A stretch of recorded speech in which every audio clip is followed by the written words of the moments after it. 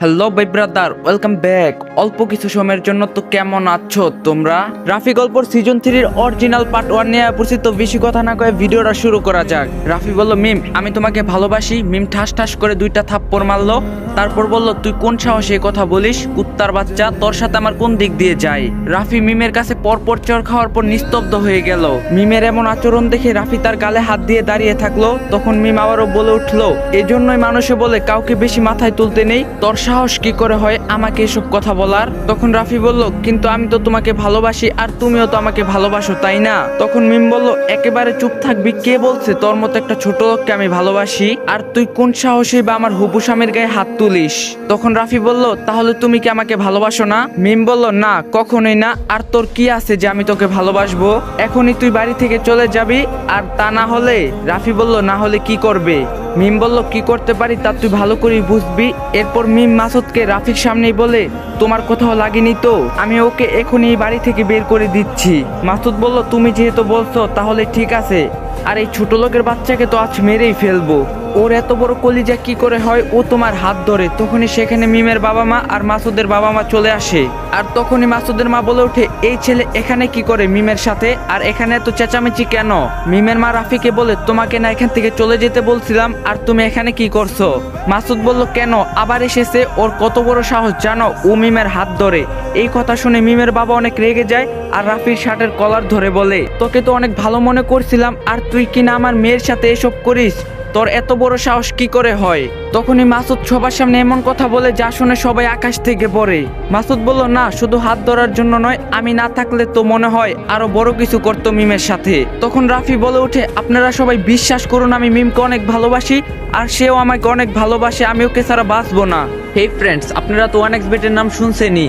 1xBet হলো trusted number 1 site. এখানে বিভিন্ন ধরনের গেমস রয়েছে। এখানে আপনার মতামত দিয়ে জিততে পারেন আকর্ষণীয় পুরস্কার, ক্রিকেট, ফুটবল, এরকম অসংখ্য খেলার লাইভ স্কোর। এসব ইউজ করে তোমার মতামত বা প্রেডিকশন করে জিতে নাও দ্বিগুণ টাকা। ক্রিকেট, ফুটবলের ভালো জ্ঞান থাকলে টাকা ইনকাম করা তোমার বা হাতের খেলা। আমার প্রোমো কোড ইউজ করলে পাচ্ছেন 200% বোনাস সহ রয়েছে iPhone 14 Pro Max জিতার সুযোগ এন্ড আরো গিফট। আমার সাবস্ক্রাইবাররা পেতে পারেন সর্বোচ্চ 2600 টাকা পর্যন্ত বোনাস। টাকা উইথড্র এবং ডিপোজিট করতে পারবেন বিকাশ, নগদ কিংবা রকেট। তাই আর দেরি কিসের? আজই ডাউনলোড করো 1x এবং আমার প্রোমো কোড ব্যবহার করতে ভুলবে না। অ্যাপটির download link description and comment বক্সে দেওয়া আছে। তখনই মাসুদের মা বলে উঠে, দেখছেন ভাবি, মিলে গেছে না? এই ছেলে তাহলে এই মতলব, আর আপনারা বলেন অনেক ভালো ছেলে। মিমের বাবা বলল, আমার মেয়ের দিকে চোখ তোলার সাহস কি করে হয় তোর? এখনই এই বাড়ি থেকে চলে যাবি না হলে? তখন রাফি বলল, আমি নিজেই চলে যাচ্ছি, কিছু করা লাগবে না, আর কোনোদিনও আপনাদের কাছে আসবো না। আপনারা ভালো থাকবেন, আমি চলে গেলাম। এই বলেই রাফি মিমদের বাড়ি থেকে চলে গেল। তারপর রাফি সেই মাঝ রাতেই রাস্তা দিয়ে হাঁটা শুরু করে আর ভাবতে থাকে, ঋতুর পর আজ যাকে সে ভালোবাসিছিল সেও আজকে ঋতুর মতোই ফিরিয়ে দিল তার ভালোবাসা নদীর ঘাট থেকে। রাফির এমন যাওয়া দেখে মাসুদ ও তার পরিবার যেন অনেক স্বস্তি পেল। আর মিমের বাবা মা তা দেখে কিছুই বলল না, কারণ তাদের কাছে তাদের মেয়ের জীবন আগে, আর পর কখনোই আপন হয় না। যা মিমের বাবা মা রাফির সাথে এমন ব্যবহার করে। রাফি ও মিমদের বাড়ি থেকে বের হয়ে রাস্তায় হাঁটছে।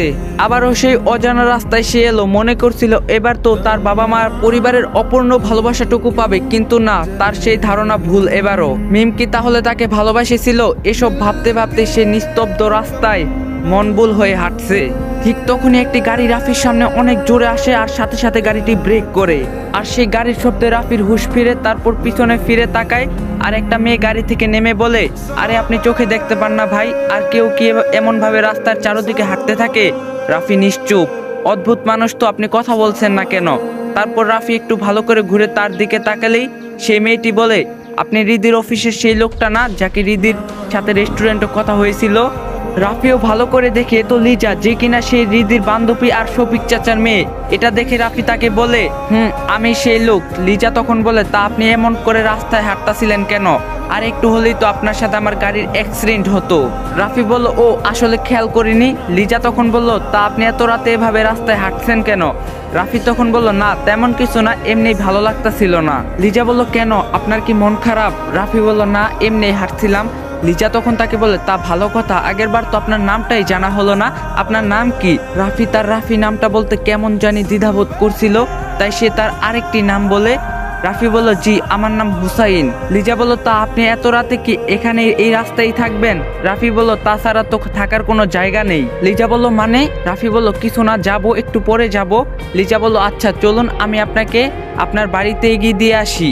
রাফি বলল, না থাক, তার দরকার নেই, আমি একাই যেতে পারবো। লিজা বলল, আরে সমস্যা নেই, আপনি চলুন আমার সাথে। লিজার এমন জোরাজুরিতে রাফি তার গাড়িতে উঠে বসে, আর লিজাও রাফিকে এগিয়ে দেওয়ার জন্য যায়, কিন্তু সে তো জানে না রাফির এখন আর কোনো ঠিকানা নেই। গাড়িতে চলতে চলতে হঠাৎ লিজা বলে ওঠে, লিজা বলল, আপনি কি এখন রিদির অফিসে চাকরি করেন? রাফি বলল, এখন আর করি না। লিজা বলল, ও রিদি তো এখন বিদেশ গিয়েছে। রাফি বলল, ওনার তো বিয়েও হয়েছে। লিজা বলল, হয়েছিল, কিন্তু এখন তার স্বামী নেই। রাফি বলল, কেন? লিজা বলল, আসলে রিদির যার সাথে বিয়ে হয়েছিল তার অন্য একটা মেয়ের সাথে সম্পর্ক ছিল, তাই তাদের ডিভোর্স হয়ে যায়, আর হয়তো কিছুদিন পর রিদি দেশে ফিরে আসবে। রাফি বলল, ও। লিজা বলল, তো সেই দিন তো আপনার সাথে বেশি কথা বলা হলো না, আপনার বাড়ি তো রংপুর, তাই না? রাফি বলল, জি রংপুরে। লিজা বলল, সেদিন বলছিলেন, তা রংপুর কোথায়? রাফি বলল, আসলে সেটা তখনই লিজাকে কে যেন কল করে আর বলে, তুমি কোথায় আর কত সময় লাগবে? লিজা বলল, এই তো আর 30 মিনিট লাগবে, আসছে, যান, আর একটু অপেক্ষা করো। তারপর লিজা বলল, আমার স্বামী ফোন দিয়েছিল, অবশ্য সেই দিন তো দেখছিলেন। রাফি বলল, দেখছিলাম, আপনি শুধু শুধু আমার জন্য কত সময় নষ্ট করলেন, আমি একাই যেতে পারতাম, আপনার জন্য আপনার স্বামী চিন্তা করছে। লিজা বলল, না কিছু হবে না, আসলে ও আমাকে অনেক ভালোবাসে, তো তাই বারবার ফোন দিচ্ছে। এভাবেই রাফি আর লিজা যাচ্ছে। তখনই রাফি হঠাৎ বলে উঠে, আপনি যদি কিছু মনে না করতেন তবে একটা কথা বলতে পারি? লিজা বলল, হ্যাঁ বলুন।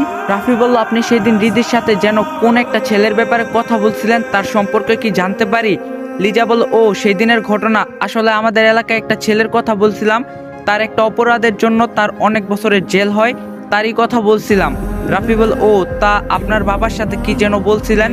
লিজা বলল, আমার বাবা তাকে অনেক ভালোবাসতো, আসলে সত্যি কথা বলতে আমিও তাকে অনেক ভালোবাসতাম, কিন্তু কখনো আমি তাকে বলিনি, কারণ আমার বাবাও তাকে অনেক পছন্দ করত, কিন্তু পরে নাকি সে তার মামাতো বোনকে ধর্ষণ করার চেষ্টায় তার শাস্তি হয়। রাফি বলল, তা কি সত্যি সে অপরাধী ছিল?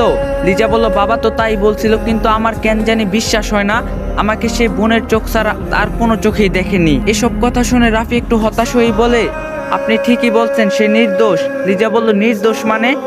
রাফি বলল, না এমনিই বললাম, আমাকে এখানেই নামিয়ে দিন। লিজা বলল, কিন্তু এখানে তো কোনো বাসা দেখছি না। রাফি বলল, এর সামনে আমার বাসা, এখানে আমাকে নামিয়ে দিন। তারপর লিজা তাকে সেখানে নামিয়ে দেয়, আর নামার পর রাফি লিজাকে জিজ্ঞাসা করে, আপনার বাবা কেমন আছে? লিজা বলল, ভালো আছে, কিন্তু হঠাৎ এমন প্রশ্ন করলেন কেন? রাফি বলল, এমনি। আচ্ছা তাহলে যান, আল্লাহ হাফেজ। এরপর লিজা চলে যায়, আর রাফিও আবার ঠিকানাবিহীন হাঁটতে শুরু করে, আর নিজের মনের অজান্তে বলতে থাকে, আজকে রাতটা কতই না সুন্দর, জ্যোৎস্না ভরা রাত, আজকে পূর্ণিমার চাঁদ উঠছে, কতই না সুন্দর লাগছে, তার মাঝে মাঝে হালকা হিমেলে বাতাস। রাফি একাই হাঁটছে, আর সে দেখছে, এসবই দেখছে। হঠাৎ তার মিমের কথা মনে পড়ে, সাথে সাথে আবারও নিজের মনকে বুঝ দিল, সে এখন অন্য কারো, তাকে শুধু শুধু মনে করে লাভ নেই। এর চেয়ে পূর্ণিমা চাঁদের আলো ভরা আকাশ না হয়ে দেখি, এখন সেই আমার কাছে সবচেয়ে আপন, কারণ সে তাকে কোনো অপবাদ দেয় না। এভাবেই হাঁটতে হাঁটতে হঠাৎ দেখতে পারে যে রাস্তার ওই পাশে কে যেন বসে কাঁদছে, কিন্তু কে এই নির্জন রাতে কাঁদে? না হলো রাত 1টা থেকে 2টা বাজবে। তারপর রাফির সামনে এগিয়ে দেখে একটা ছোট বাচ্চা বসে কাঁদছে, আর এটা দেখে রাফি তাকে বলে, তুমি কাঁদছো কেন, তোমার কি হয়েছে? তখন বাচ্চাটি মুখ ঘুরিয়ে রাফির দিকে তাকায় আর বলে, আমি আমার মায়ের কাছে যাব, আমার অনেক ভয় লাগছে।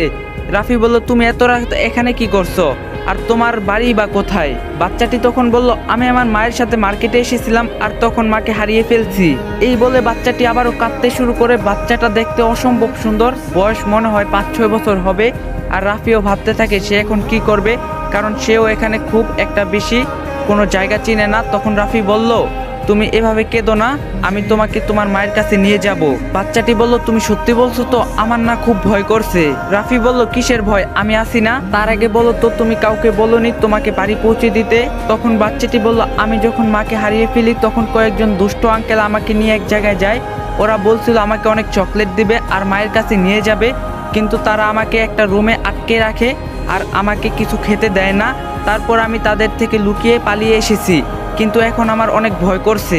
রাফি বলল, তুমি চিন্তা করো না, আমি তোমাকে তোমার বাড়িতে পৌঁছে দেব। তা তোমার নাম কি? তখন বাচ্চাটি বলে, আমার নাম রিয়াজ, কিন্তু সবাই আদর করে রিজু বলে ডাকে। রাফি বলল, বাহ, তোমার নাম দেখি খুব সুন্দর, আর আমার নামের সাথে অনেক মিল আছে। রিয়াজ বলল, তোমার নাম কি? রাফি বলল, আমার নাম রাফি।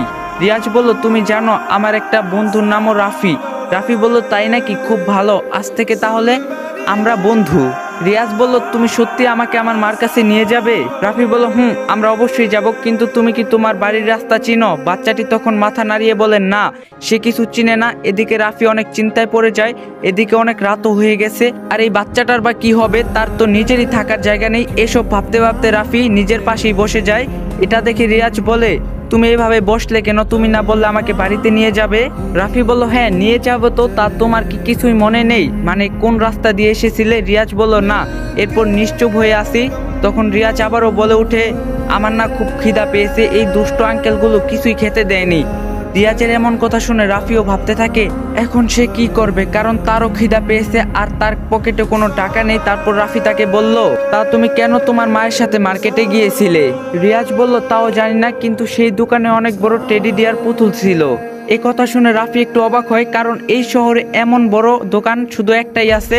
তারই মনে হয় কথা বলছে এই বাচ্চাটি। আর রাফি সেখান থেকে মিমের জন্মদিনে একটা টেডি ডিয়ার কিনছিল, কিন্তু এই দোকানটি এখান থেকে অনেক দূর, না হলে 1 ঘন্টার রাস্তা। রাফি বলল, আচ্ছা তোমার কাছে কি কোনো তোমার বাড়ির ঠিকানা আছে? রিয়াজ বলল, না। তারপর রাফি ভাবে সে কি এসব বোকার মতো কথা বলছে, তার কাছে ঠিকানা আবার কোথায় কেন থাকবে? আসলে তারও মাথা কাজ করছে না। রাফি বলল, চলো আমার সাথে। রিয়াজ বলল, কোথায়? আমার বাড়িতে? রাফি বলল, চলোই না আমার সাথে। রিয়াজ বলল, আচ্ছা একটা কথা বলি, তুমিও কি ওই আঙ্কেলের গুলোর মতো পচা নাকি? রাফি বলল, না, তুমি এসব কি বলো? আমি হলাম তোমার বন্ধু, আর আমি কি পচা হতে পারি? এই বলে তাকে নিয়ে হাঁটতে থাকি, যদিও সে জোরে হাঁটতে পারছে না, পারবেই বা কি করে? এতটুকু বাচ্চা কিছু না খেয়ে এমন ভাবে চলছে, আসলে রাফিরও আর শরীর চলছে না। এদিকে অনেক সময় হাঁটার পর আমরা সেই দোকানে পৌঁছে যাই। হঠাৎ ফজরের আজান শুনতে পারি, তার মানে সে একটা রাত কেটে ফেলছে, আর একটি দিন শুরু। তারপর রিয়াজ বলে ওঠে, হ্যাঁ এটাই তো সেই খেলনার দোকান। রাফি বলল, এখন কি কিছু মনে পড়ছে? রিয়াজ বলল, একটু একটু, আমার মনে হয় এই পাশ দিয়ে এসেছিলাম। তারপর রাফি তার কথা মতো আরো 2 ঘন্টা হাঁটতে থাকে তার দেখানো পথে।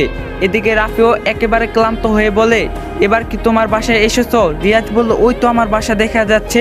তারপর রাফি দেখে সত্যি সামনে একটা বড়, তবে এ তো সে বাড়ি না, বিশাল বড় রাজপ্রাসাদ। পরে রিয়াজ এক দৌড়ে সে বাড়িতে ঢুকে পড়ে, আর রাফি তার পিছন পিছন যায়। হঠাৎ একটা বয়স্ক লোক দৌড়ে এসে রিয়াজকে জড়িয়ে ধরে আর তাকে বলে, নানা ভাই, তুমি এত সময় কোথায় ছিলে? আমরা সবাই তোমার জন্য কতই না চিন্তা করছিলাম। তোমার মমসের কি অবস্থা হয়েছিল জানো? রিয়াজ বলল, আমি আর কখনোই তোমাদেরকে ছেড়ে যাব না, প্রমিস। তারপর সেই লোকটি বলে ওঠে, রোদেলা, ও রোদেলা, দেখ মা কে এসেছে, আমাদের রিজু ফিরে এসেছে। তখনই একটা মেয়ে সাথে সাথে ছুটে আসে আর রিয়াজকে জড়িয়ে কাঁদতে কাঁদতে বলে, তুমি মাকে ছেড়ে কোথায় গিয়েছিলে আব্বু? আমি কি না ভেবেছিলাম। রিয়াজ বলল, এই তো মা, আমি ফিরে এসেছি, আর জানো এই আঙ্কেলটা আমাকে তোমাদের কাছে নিয়ে এসেছে। তারপর রোদেলা আমার দিকে তাকিয়ে বলে, আসসালামু আলাইকুম গাইস, সিজন 3 পার্ট 1 আপনাদের কাছে কেমন লাগছে অবশ্যই কমেন্টে বলে যাবেন। আর পার্ট 1টা অনেক ছোট হয়ে গেছে, কারণ লেখতেও তো অনেক সময় লাগে, তাই না? তো পার্ট 2 লেখা হইতাছে, তো পার্ট 2 একটু তাড়াতাড়ি দেওয়ার চেষ্টা করবো। লেখা হইলে ভিডিও শুট করে দিন। তো যদি চ্যানেলে নতুন হয়ে থাকেন অবশ্যই চ্যানেলটা সাবস্ক্রাইব করে দিবেন, আর যদি ভিডিওটা ভালো লাগে একটা লাইক দিয়ে যাবেন। তো দেখা হবে নেক্সট ভিডিওতে। সবাই ভালো থাকবেন, সুস্থ থাকবেন, আল্লাহ হাফেজ।